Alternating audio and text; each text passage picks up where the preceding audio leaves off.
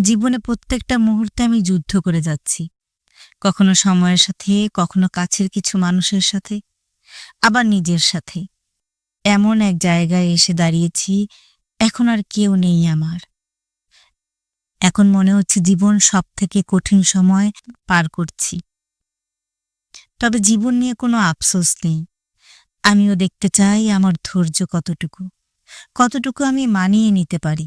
আর ধন্যবাদ জানাই তাদেরকে, যারা আমার জীবনের প্রতিটা পথে যারা আমার জীবনের প্রতিটা পথে পথে একটা করে উচিত শিক্ষা দিয়েছেন।